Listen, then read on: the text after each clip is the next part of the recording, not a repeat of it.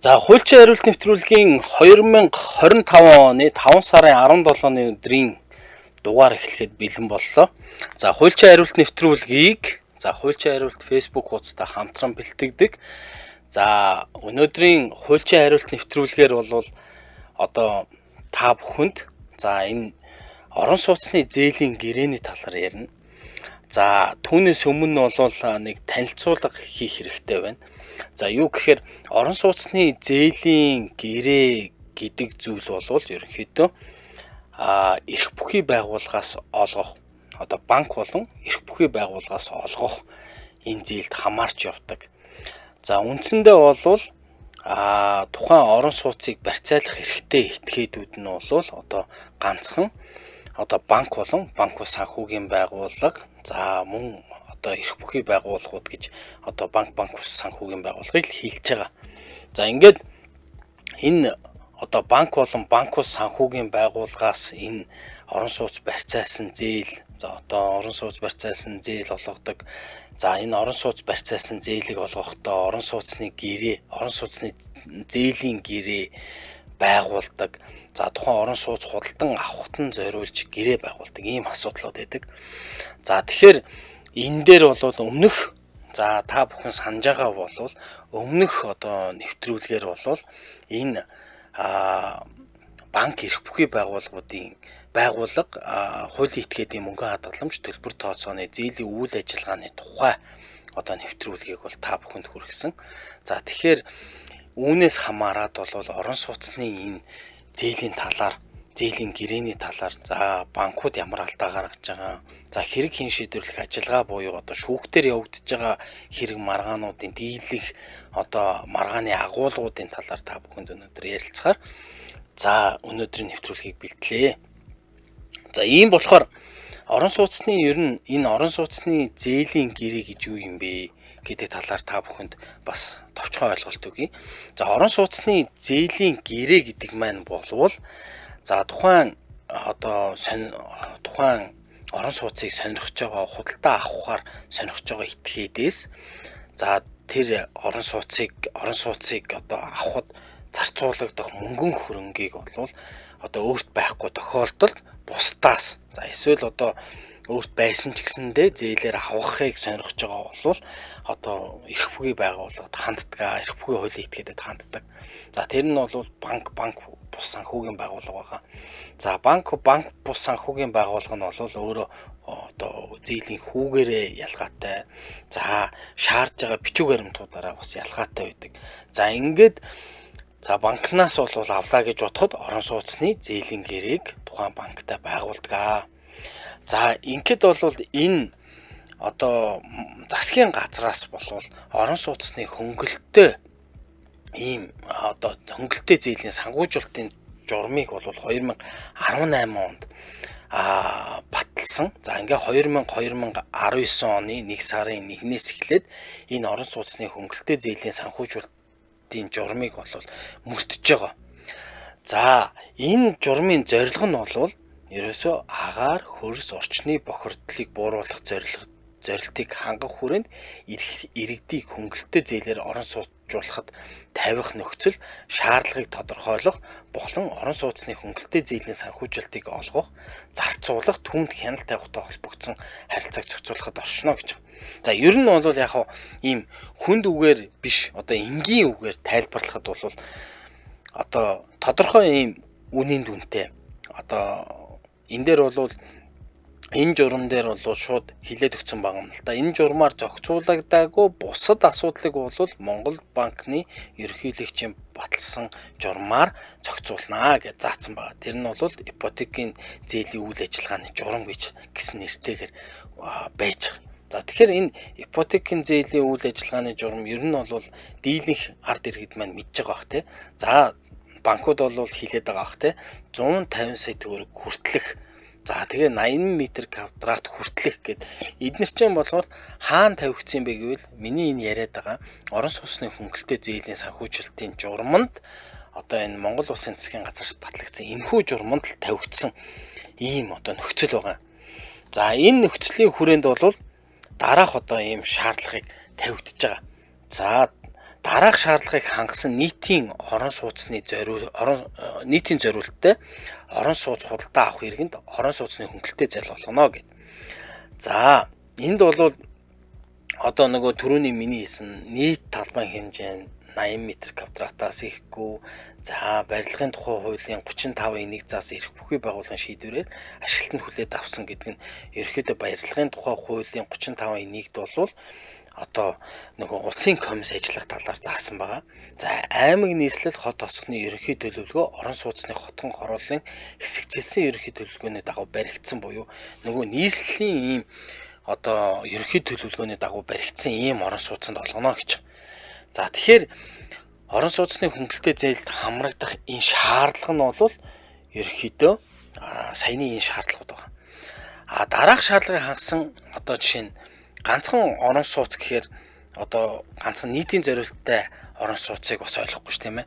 За амны орон сууц бас ойлгож байгаа. За энэ бас амны орон сууцанд мөн дараах энэ одоо дараах шаардлагуудыг тавьж өгсөн. За түрүүний шаардлагууд дээр нэмээд за амны орон сууцны нийт талбайн хэмжээ 120 м2-аас ихгүй байна гэд.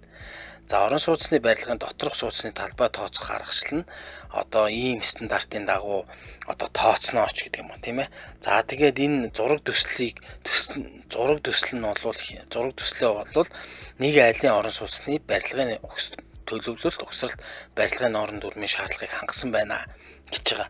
За инженерийн дэд бүтцийн шийдэлтэй байх гэж байгаа. Ингээд нийтдээ бол одоо ийм хэмжээтэй одоо этгээдэд бол ийм шаардлагыг хангаж байгаа этгээдэд бол одоо энэ ийм шаардлагыг хангаж байгаа орон сууцнд бол зээл болгоно гэдэг. За зээлдэгчид тавих шаардлага нь бол зээл хүсэгч нь дараах шаардлагыг хангасан байна. За 18-нд наснд хүрсэн. За Монгол улсын иргэн байна гэд эрх зүйн бүрэн чадамжтай байх. За мөн банк санхүүгийн байгууллагад хугацаа хэтэрсэн зээлийн өр шүүхийн шийдвэрийн дагуу төлөх үр төлбөрийн үүрэг хүлээгээгүй байх гэж. За мөн өөрийн эмчлийн нийтийн зориулттай орон сууцгүй болохыг тодорхойлсон эд хөрөнгийн эрхийн улсын бүртгэл хариуцсан байгууллагын лавлгаа гаргуулсан байх. Энэ шаардлага дараах этгээдэд хамаарахгүй гэд.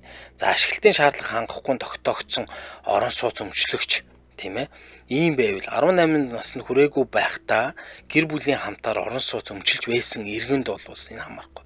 Тэгэхээр тухайн хууль тогтоогчоос бол энэ одоо журмын гол зорилго нь бол ерөөсөө 18 наснд хүрэхдээ өөр ямарваа нэгэн тийм ээ одоо орон сууц өмчлөөгүй байх ийм зорилгоор одоо тэр хүнд орон сууц өмчлүүлэхээр ийм зорилгоор ийм хөнгөлөлттэй зээлийн санхүүжилтийн журмыг ингээ баталсан байдаг гэх юм.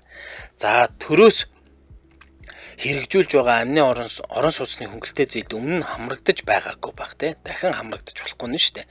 Энэ заалт нь өмнө орон сууцны хөнгөлөлтөө зээлд хамтран зээлдэгчээр оролцож байсан этгээдэд бол хамаарахгүй. Хамтран зээлдэгчээр оролцож байсан нь бол өөрөө байшин сав авахд бол одоо хамааралгүй байх нь. За эд хөрөнгийн өмчлөх эрхийн талаар 3 дахь этгээдэд шаардах эрх үүсээгүй байх. Тухайн өмчлөлийн талаар маргаан үүссэн байх юм бол тухайн одоо тэр зээлдэгч бол шаардлага хангахгүй байна гэд ингээ заасан. За орон сууцны хөнгөлөлтөө зээлийн ерөнхий нөхцөл нь бол за зээлийн барьцаа хөрөнгө нь за энэ журмын 2-1 буюу 2-2 заасан шаардлагыг хангасан орон сууц байх гэдэг нь өөрөө түрүүний нөгөө нийт талбайн хэмжээ 80 м2-аас ихгүй. За орон сууц хувьчлах тухай хуулийн 3-1-ийн 3-3 заасан тодорхойлолт нийцсэн энэ гэдэг.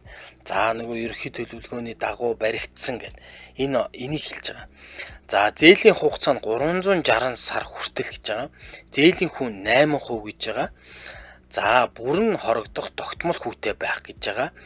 За орон сууцны хөнгөлөлтөд зээлийн урьдчилгаа төлбөрийн доод хэмжээ орон сууцны зээлийн үнийн дүнгийн 30%-аас баггүй, зээл үнэлгээний харьцаа 70%-аас ихгүй байх гэж ингэж зааж өгсөн байгаа.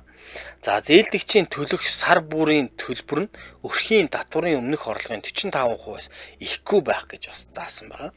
За амны орон сууц барих зорилтоор авах зээлдэгчийн авч болох нийт зээлийн хэмжээ нь 60 сая төгрөг хүртэлх төгрөгөөс ихэхгүй байна гэж зааж өгсөн. Орон сууцны зээлийн хугацааг сунгахгүй байх, зээлийн хугацаа дуустал холбогдох хууль тогтоомжийн дагуу амь нас, эрүүл мэндийн болон барьцаа хөрөнгийн даатгалд хамрагдахгүй байх гэж заасан байгаа. За зээлдэх зээлийн үндсэн төлбөрийг хамрагдах гэж заасан ба. Зээлдэгч зээлийн үндсэн төлбөрийг гэрээгээр тогтоосон хугацаанаас өмнө хэсэгчлэн эсвэл бүрэн төлсийг төлөх эрхтэй байх бөгөөд энэ талаар зээлийн гэрээ заавал тусгана. Энэ тохиолдолд үндсэн төлбөрийг хугацаанаас өмнө төлөхтэй холбоотойгоор зээлдэгчээр альва торгууль шимтгэл хураамж төлөвлөхийг хориглоно гэж заасан байдаг. За мөн зээлдэх зээлийн төлбөрийг өршөөлсөн тохиолдолд зөвхөн зээлийн үндсэн төлбөрийн үлдэгдлээс хорогдуул тооцох бөгөөд зээлийн эргэн төлөлтийн хуваарийг тухай бүр тодотгон шинжилэн батална гэж заасан байна. За зээлдүүлэгч энэ журмын 4.3, 4.4 заасныг зөрчин гэрээ байгуулахыг шаардах болон торгуур шимтгэл хураамж төлөхийг шаардсан төлөвлөсөн талаар гомдлыг зээлдэгч Монгол банкнд гаргаж хохирлын арилжааны банкнаас гаргуулан авах хэрэгтэй байна гэж заасан байна. За орон сууцны зээлийн санхүүжилт нь яаж олгогдох юм бэ гэдгийг бас зааж өгсөн.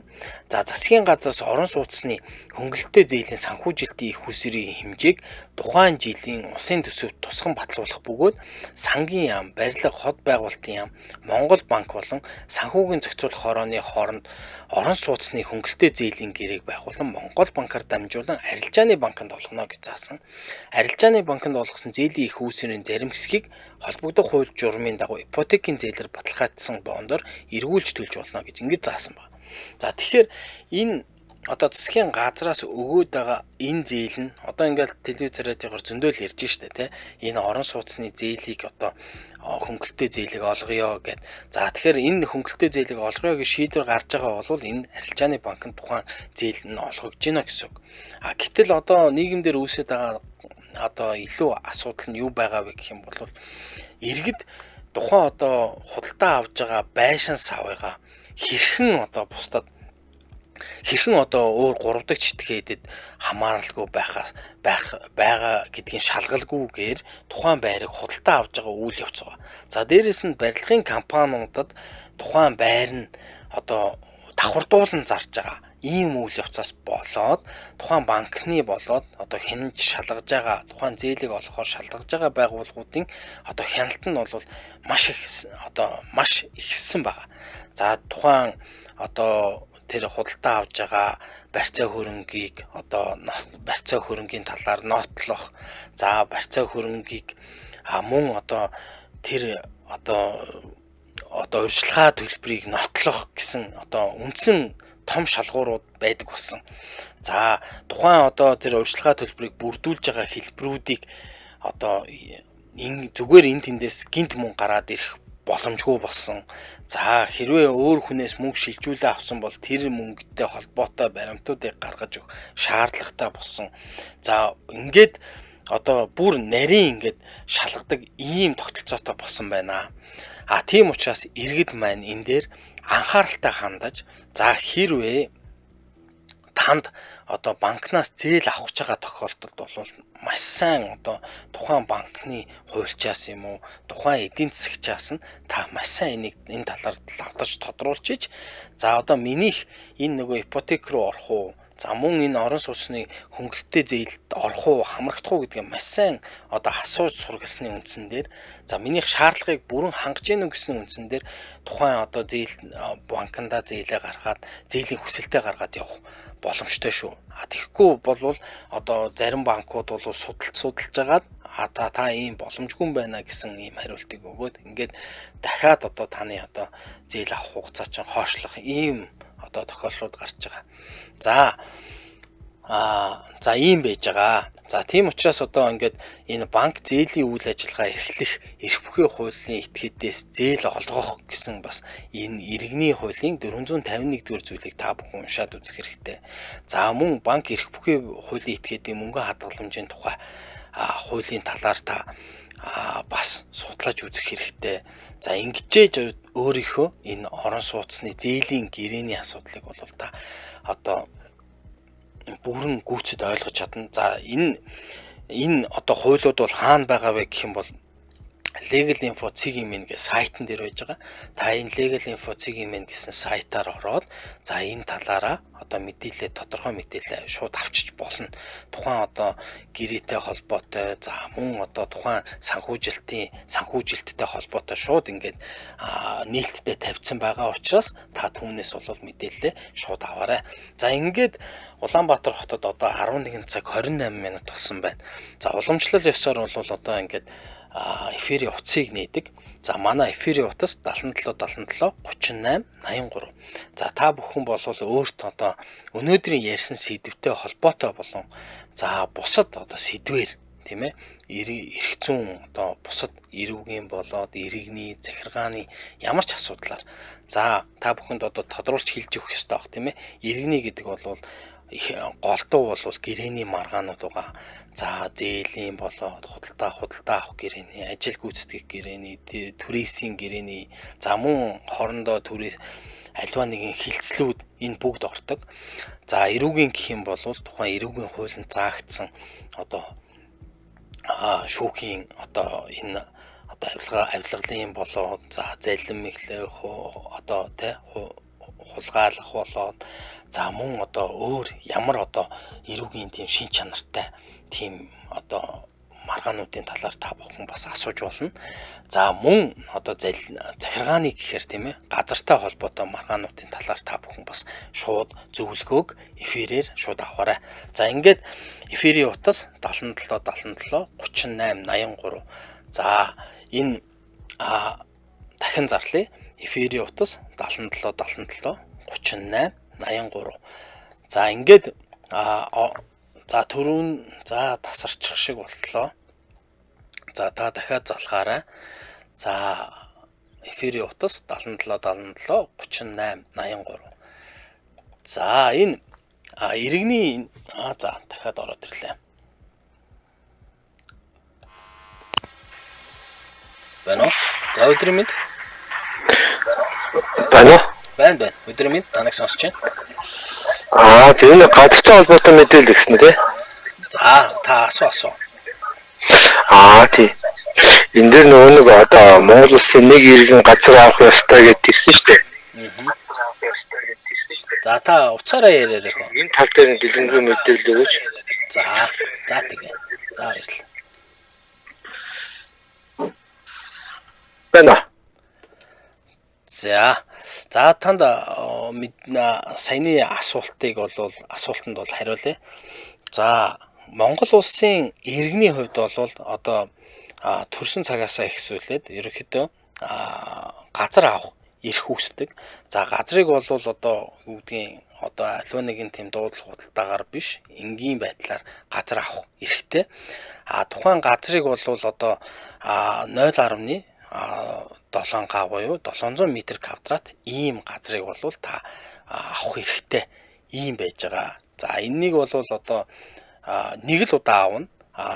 Бусад дахиж авж байгаа нөхцөлд бол тэр дуудлага худалдааны үнийг төлнө. За мөн одоо Улаанбаатар хотын нөхцөлд бол одоо та газрыг одоо авж байгаа болвол одоо мөн одоо тэр нийслэлээс баталсан, нийслэлийн иргэдийн төлөөлөгчдийн хурлаас баталсан журам дүрмүүдийг та бас уншиж судлах хэрэгтэй. За тэгээд одоо тэр газрын талаар бол бусад одоо газрын тухай хууль гэд байж байгаа. Legal Info CGMN дээрээс ороод та бас үзэж судлаарай. За дараагийн сонсогчийг авъя. За өдрийн мэнд. Сайн байна уу? Сайн байна уу? За нэг юм асуух гээд. За. Хамтран зээлдэгч ипотект ороход хамтрангаар орсон байгаа ипотек нэг хаах ёстой юу гэдэг нэгдүгээр. Тийм тэгээ хоёрдугаар талх дээр за байж байгаараа би над дээр чинь нэг юм тодруулах гэдэг хөө. Хамтран ипотекийн зээлэнд хамтран зээлдэгчээр орсон юм байна зүг үү? Тий. За тэгээ тэрийг хаах ёстой юу гэдэг нь юу гэсэн үг вэ? Хаач дараагийн ипотект орох уу? За ойлголоо. За тэгээд бас нэг нь болох дээр би нэг ундаг дугуйтай хүн ирж мөргөө нэг шүүх мөхөр явуулсан юм аа. Тэгээд нөгөө анхан шатны шүүх дээр намайг 27-11-ийг ингээд хитрхи ерөнхий үндэслэл юугаар ялах гээд байна гэд цагаатгацсан. Тэгээд давхын шүүх нь болох дээр прокурорын эсэргүүцлийг хүлээж аваад тэгээд анхан шат руу буцаацсан. Тэгээ одоо анхан шатны шүүхээр дахиад тоглох гэж байгаа байхгүй юу? Энэ дээр болох тэр нөгөө цагдаа нь анханасаа шинжээж гэж томлоогүй. Шинжээчээр хин нь мөргсөн тэрийг юусоо томлоогүй. Тэгээд намайг болох тэр ерөнхийдөө яг нэг ялах гэдэг нь болох тэр нөгөө хүн маань нэг жижиг яс уураад хүн дэвтэр гарсан юм л та. Намайг ялах гэдэг юу нь болох тэр нэг дүрм зөрчих гэсэн үргэлжлэн цагаан зураас давж дүрм зөрчих гэсэн жолооч хөдөлгөөн эхлэхийн өмнө зам машины байдлыг шалгаж аюул ослгүй байх бүх нөхцөлийг хангаж зогсоно гэдэг игцэн байхгүй юу. Тэгэхээр нөгөө би нөгөө 1 2 3 руу ороод үргэлжлэн цагаан зураас давж байгаа юм шиг ингээд далига зогссон чинь ирж мөргөөд тэгээ уршаа гадраатад онцсон байхгүй. Энэ дээр болох тэр нөгөө анхнаас нь тийм юу шинжээж томлоод хин мөргсөн бэ яах асуулт асуучих уу. Тий, ер нь бол одоо таны хувьд одоо тэр зам тээврийн осолд орсон биз дээ. Тэр орсон талаар цагдаагийнх нь ямар дүгнэлт гарсан байд юм бэ? Цагдаагийнх нь дүгнэлт нь болох тэр ерөөсөө би анханаас нөгөө хүнийг үзүүлж харуулаа явсан чинь хэрэгээ хүлээж байгаа гэсэн юутай явсан шиг л. Үгүй одоо жишээ нь тэр зам тээврийн одоо ослын талаар нэг дүгнэлт гардаг штэ. Одоо ингээ нэг зураг мурагтай те. Ингээ таны байршилтай. Тэрэн дээр одоо нэг дүгнэлт бичигддэг штэ. За энэ жолооч ингэжээ гэд одоо энэ жолоочийн буруу байнаач гэдэг юм уу те. Эсвэл энэ дугуйтай хүн ингэсэн байнаач гэдэг юм уу. Тим дүгнэлт өгдөг зам тээврийн. Тэр дүгнэлт гэвэл ерөөхдөө тэр нөгөө намайг л буруутай гэдээ явсан цагдаа анханасаа. Цагдаа анханасаа. Тий. Анханасаа за энэ хүний хохирлыг барагдвал тэг юм гэдгсэн. За окей гэдгсэн чинь нөгөө шүүхээр орох дээр орохоо өмнө прокурор нь 2 сар нөгөө нь 2 сар ажиллаа хийгээгүй. Тэрний цалин тэгээд дээрээс нь сэтгэл санааны хохирол 8 саяас 14 сая хооронд тогтдог гэдэг иймэрхүү мөнгнүүд нэхэд явах дээр нь би тэгвэл хуулиа судлаад байсан чинь хүн чинь ерөөсөө хуулийн насны ангиллаас бусад бүх дүрмийг зөрчсөн байна. Надад яг зөрчсөн гэхэд яг аль дүрмийг зөрчсөн ингээд хайсан чи байхгүй байна гэдэг. Тэгээ би сүүлдээ шүүх орохтой гүрийг явцсан байхгүй.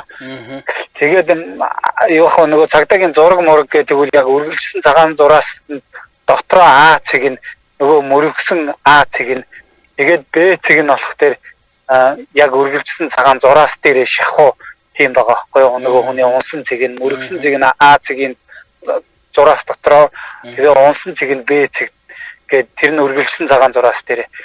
Тэгээд тиймэрхүү талтай. Та ер нь бол яг бас өөрөө бол мөргөөгүй. Та дараа өөрөө мөргөөгүй. Би мөргөөгүйгээ ингээд нөгөө шүүхтэр нотлоод байгаа байхгүй. Нөгөө хүний гар нь ирж ингээд Керлан руу цохиж Керланыг хонхойлгосон байна.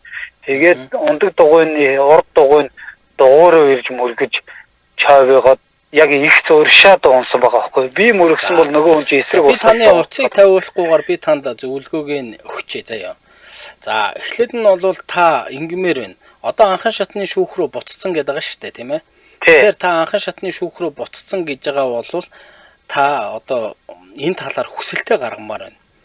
За энэ мөрдөн шалгах ажиллагаа бол одоо тий хууль заасны дагуу хийгдэггүй байна. Тийм ээ. Яагаад мөрдөн шалгах ажиллагаа хууль заасны дагуу хийгдэггүй вэ гэхээр тухайн одоо ослын талаар үнэн зөв бодит мэдээллийг бол одоо тухайн хэрэг хиншид мөрдөн шалгах ажиллагааны үед бол сайтар тогтоогоогүй байна. Тийм учраас энийг мөрдөн байцаалтанд буцааж өгөөч. Тэ одоо нэг анхан шатны шүүх хурлын чинь урьдчилсан хилцүүлэг болох байлгүй дээ, тийм ээ. Тэгэхээр урьдчилсан хилцүүлэг дээрээ та энийг сайн хилж өгмөр байна. Нэгдүгээр. Хоёрдугаар та одоо өмгөөлөгчтэй яваа юу ер нь? Өмгөөлөгч үү? Та яг одоо энэ орохдоо анхан шатны шүүх хуралдаанд оролцохдоо өмгөөлөгч авч оролцсомор байна. Тэгэхгүй болохоор одоо ингээд яг хэрэг хин шийдвэрлэх ажиллагааны явцад нэг тодорхой нэг юу өмгөөлөгчөөс бас тавих асуултууд гэж байгаа. За дээрэс нь өмгөөлөгчөөс тавих одоо хүсэлтүүд гэж байдаг байхгүй. Хуулиар одоо олгогдоод өгцөн. Одоо таны эрхийг хамгаалах гад одоо тий талуудаас асуух, за мөн прокуророос асуух, тэр мөрдөн байцаагчийг оролцуулах энэ тодорхой эрхүүд бий. Тэгэхээр та тэгэхээр өмгөөлөгч авч оролцох юм бол танд илүү давуу талтай болох гээд байна. Та мөргөөгүй тохиолдолд бол мөргөөгүй гэдэг чинь одоо та тэр зөрчлийг үлдээгүй гэсэн үг байхгүй юу? Мөргөөгүй байхад бол хурж ирээд мөргөж байгаа асуудалд нь одоо та тэрийн замын чөлөөлөх ёстой байсан уугүй юу гэдэг дээр та дүгнэлтээ гаргуулах бүрэн эрхтэй байгаа юм. Манайд болохоор нэг буруу юм тогтоод байгаа нь за тэр хүн одоо мэдээж ингээд нэг годроотоод унахаар чинь тодорхой хэмжээний гэмтэл аавна. Гэмтэл авахаар тэр хүнд одоо мэдээж нэг хүн чанартай байхыг би бол бас хүмүүсээс хүсдэг байхгүй юу үйлчлүүлэгч нараас. За одоо тэр хүнийг аваачаад юмыг үзүүлээд харуулаад эмчлүүлээд ингээ өгчих та хичнээн таны буруу зүв байсан ч хамаагүй та хүн чанарынхаа хүрээнд ийм зүйл хийчихээ гэдэг зүйл ярьдیں۔ Та бол хүн чанарынхаа хүрээнд юм хийцэн байж тээ. Гэтэл тэр хоёр имлэг улсын имлэг нэг хоёр имлэгээс тэрнээс илүү юм ингээд мань хүн шаардаад байгаа учраас зөв бурууга тогтоолохс нь одоо та өөрийнхөө эрхийг хамгаалах нь зүйтэй гэж үзэж байна. За нөгөө асуулт өнгөрсөн 8 сарын 28-нд болсон хүн хэлцэх хугацаа байгаа. Хөө хэлцэх хугацааны хүрээнд бол одоо яг энэ эрүү үүснээр бол хүн хэлцэх хугацаа тасарчж байгаа юм шүү хөө. Тэгэхээр бол одоо эрүү үүс одоо тан дээр эрүү үүссэн байгаа гэсэн үг шүү дээ тийм ээ. Тэгэхээр эрүү үүссэн байна гэдэг чинь хүн хэлцэх хугацаанд тасарчж байна гэсэн үг шүү за. Тэр одоо тэр тохиолдол болсноос хойш эрүү үүсэх хугацаанд л ерөнхийдөө хүн хэлцэх хугацаа үргэлжлээд энэ нь бол хүн хэлцэх хугацаа 1 жил байгаа. Тэгэхээр одоо танд эрүү үүссэн учраас одоо хизээ эрүү үүссэн тэр хугацаа үүссэн учраас одоо хэрвээ одоо буцаад мөрдөн байцаалтанд буцах юм бол дахиад одоо хугацаанд тоологдож эхэлнэ гэсэн үг. За таны өгөх зөвлөгөө бол ерөнхийдөө өмгөөлөгчтэй байвал давуу тал гадаг одоо би бол нөгөө тань нөгөө амар олон юм хэлэх гээд байгаа байхгүй юу? Ингүүл зүгээр тэгвэл зүгээр ийм хүсэлтүүд гаргаарай гэх гээд байгаа байхгүй юу? Тэгээд та ерөөхдөө өөрөө яг бас тэр хүсэлтэд яг тодорхой илэрхийлж чадах юм уу мэдэхгүй байна л да. Тэгэхээр одоо мэдээж өмгөөлөгчөөс зөвлөгөө авал илүү танд давуутай байх болов уу гэж бодож байна. Хүсэлтийг хэдэн өгнөл болно гинэ. Анхны шүүхтэр одоо тэр үржилсэн хэлцүүлэг болно анхан шатны чинь дахиад тэр үржилсэн хэлцүүлэг дээр та хүсэлтүүдээ шийдвэрлэх боломжтой байдгийг. За нөгөө асуултанд нь би одоо уцаа тавиад хариулъя. За баярлалаа. За бас нэг асуулт асуусан. За тэр нь болохоор өнөөдрийн сэдвтэй холбоотой. За би ипотекийн зээлтэй байгаа тохиолдолд хамтран зээлдэгчээр би орцсон байгаамаа. Тийм учраас энэ хамтран зээлдэгчээр орцсон байгаа тохиолдолд би энэ заавал зээлээ хааж агаад дахиад ипотекийн зээлдээ өргөлөө гаргах боломжтой юу? Зээлийг хүсэх боломжтой юу гэдэг асуулт байна. За тэгэхээр тийм та одоо таны нэгдүгüрт бол ипотекийн зээлд хамтран зээлдэгчээр орж байгаа тохиолдолд тухайн хамтран зээлдэгчээр орж байгаа зээл маань өөрөө одоо зээлийн үүргээ биелүүлж дууссан эсхийг шаарддаг. Тэгэхээр одоо нөгөө хуулинд бол өөр төлбөргүй байх гэж заасан байгаа учраас нөгөө зээлийг хүсэж байгаа этгээд маань өөр альва нэгэн байгууллагад өөр төлбөргүй байх гэдэг шаардлага тавьж байгаа учраас та хамтран зээлдэгчийн хүрээнд та өөр төлбөртэй гэж харагдах учраас та бол зайлшгүй энэ ипотекийн зээлийнхаа одоо тэр хамтран орсон ипотекийнхаа зээлийг хаагдсны дараа та дахиад өргөдөл гаргаад зээл хүсэж байгаа өргөдлөө гаргаад зээлээ хүсэх боломжтой байх нэ. За ингээд дараагийн сонсогчийг авъя. Байна уу? За сайн. За би өөрөөс чинь нэг 80 оны үеийн нэг гэр бүлийн бодлооны талаар юм асуух гэсэн болох уу? Болно. Та асуу. Би 88 оны 6 сар цэгээ салгацсан. Яасан гинэ? Сайн сонсогдсонгүй. 88 оны 6 сар цэгээ салгацсан. Цэргээ салгацсан. За. Тэгээд нэг хүүхэнтэй танилцсан байж байгаа.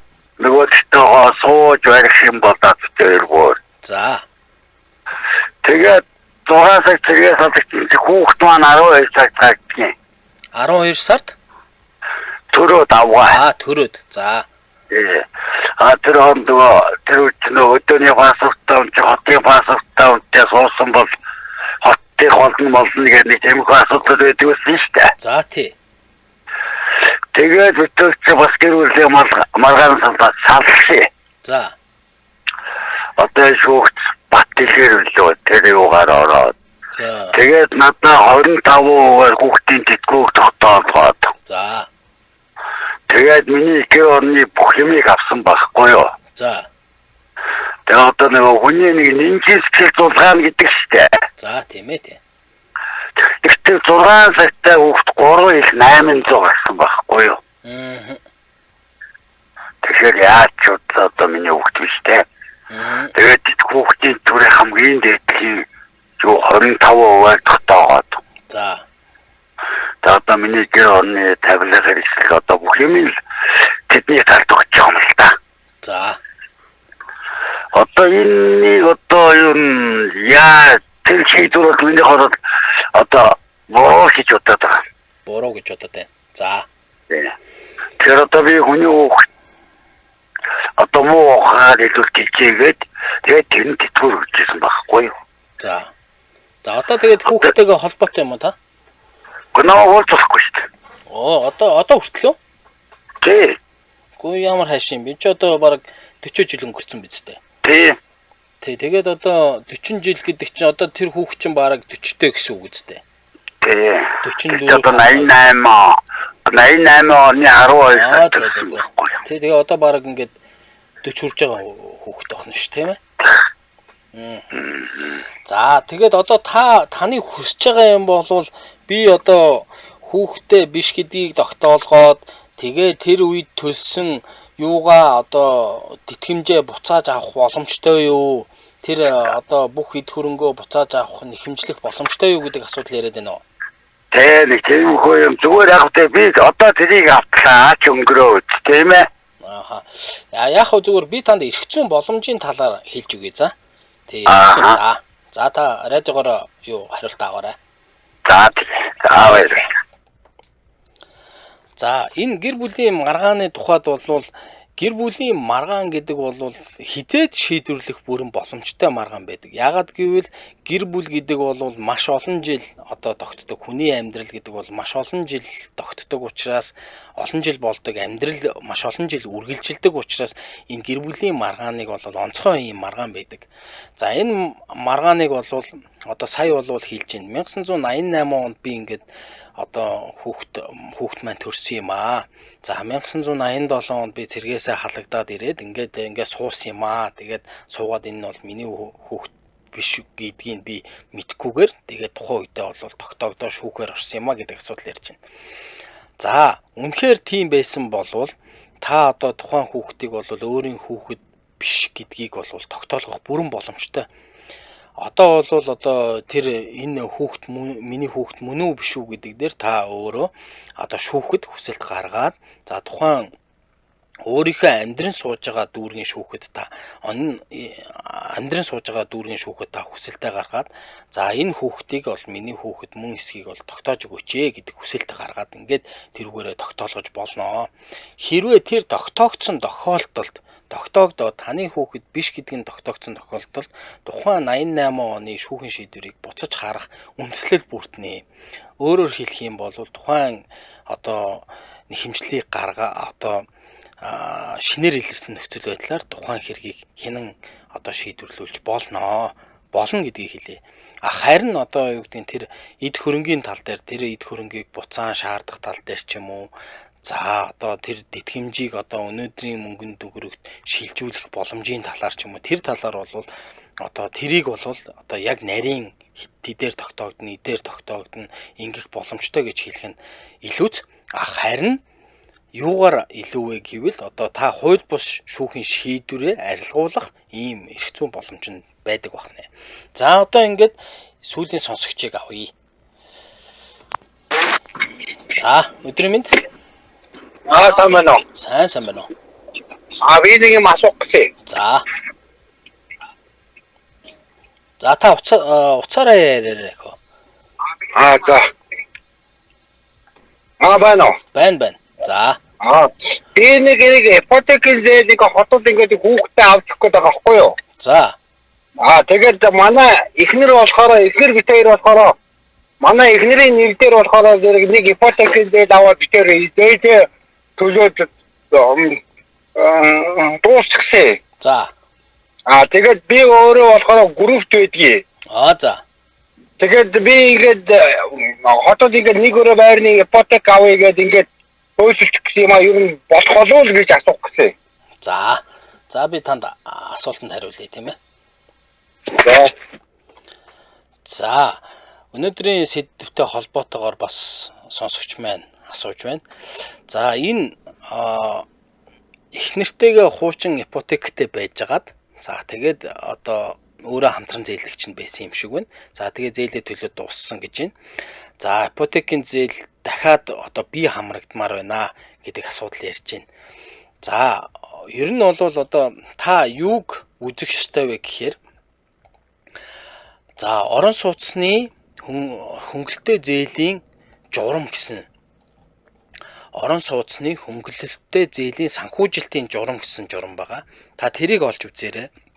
За тэрэн дээр бол зээлдэгчд тавих шаардлаганд бол та бол одоо хамрагдж байгаа учраас та боломжтой гэж хэлнэ. Гэхдээ нэг зүйлийг анхаарах хэрэгтэй. Юу гэхээр одоо Монгол банк бол энэ ипотекийн зээлийн үйл ажиллагааны журам гэдгийг одоо батлаад мөрдүүлдэг. Тэгээ эндээс харах юм бол одоо танд орон сууцны зээл олгох боломжтой байна уугүй юу гэдгийг та тэр шаардлагыг нэг эргүүлээд үзээрэй гэж хэлмээр байна. Хоёрдугаарт, гуравдугаарт та юуг үзэх ёстой вэ гэвэл банкнаас энийг асуух ёстой. Хуульчаас биш тийм ээ. Банк бол таныг одоо энэ зээлийг авах боломжтой хэсэг талаар хамгийн эцсийн хариултыг өгч болж чаднаа. Тийм учраас та банкнаас асуугаарай.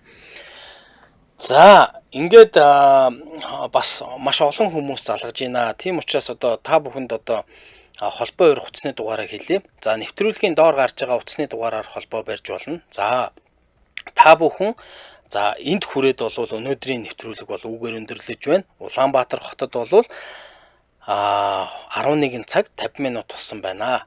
За ингээд энэ нэвтрүүлэгтэй холбоотой санал хүсэлт байх юм бол та бүхэн хуульчийн хариулт Facebook хуудас болоод за хуульчийн хариулт одоо YouTube хуудаснаа та бүхэн мессеж хэлбэрээр комент хэлбэрээр та бүхэн саналаа өгөөрэй. За мөн одоо комент хэлбэрээр одоо асуух зүйлээ асууж болно. Мессежээр бас асуух зүйлээ асууж болно шүү.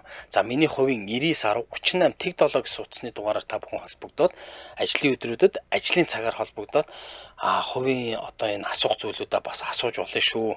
За ингээд дараагийн нэвтрүүлгээр дахин уулзтлаа. Түр баяртай.